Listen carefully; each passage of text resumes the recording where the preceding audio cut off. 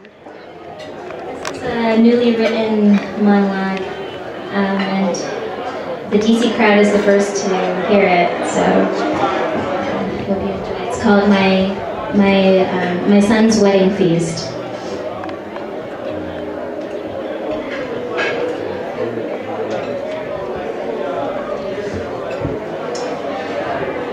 As soon as my son came home from college, I began dreaming of him getting married. He was my first. Every mother knows what it's like when your kids get that age. You begin to dream of grandchildren. You begin to dream of them settling down. I told my son when he came back, I want to look for a nice girl for you. What do you think? He told me, it's a waste of time, Mom. I don't know what I'm doing with my life. I don't have a job. My son, he thought he had nothing to offer. My brother came to visit with his new wife for a few days.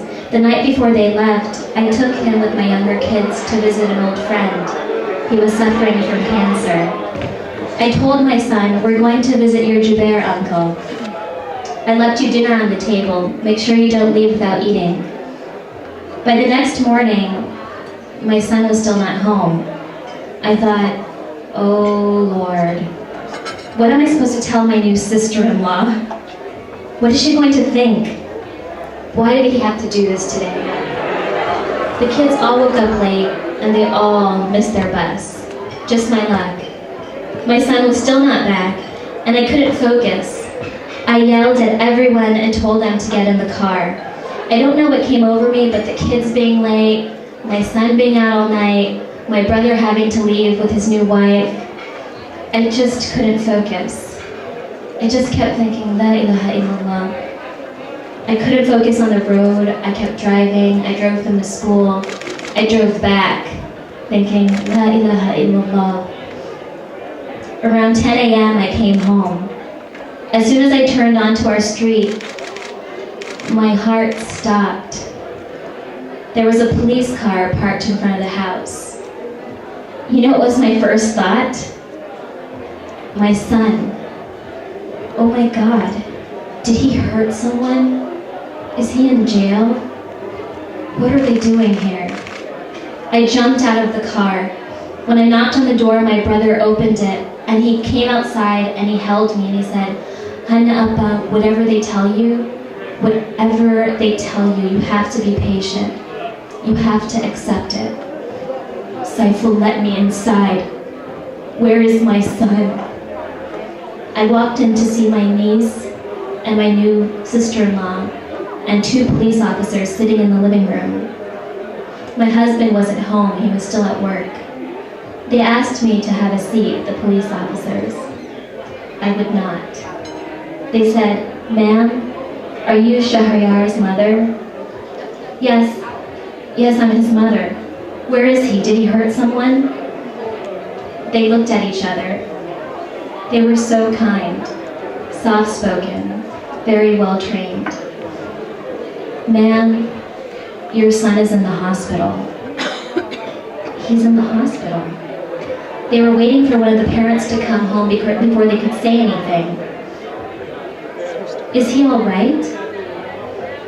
They looked at me with soft eyes, and the older one said, no, ma'am, I'm sorry. And then he looked down and said, he didn't make it. He didn't make it. I prayed 2 rakats. I don't remember the entire month very well. It was the month the lychee tree branches hung heavy with fruit for the first and last time.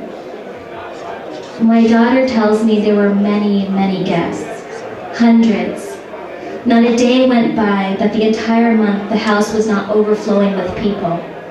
Not a day went by that there wasn't a feast.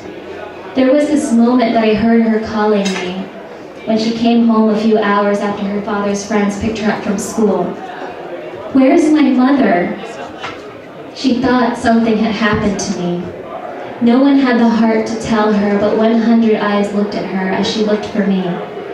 When she came to the women's room, she found me sitting, surrounded by women, silently praying.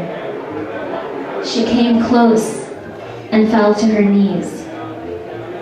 "Mom?" It must have been a strange thing.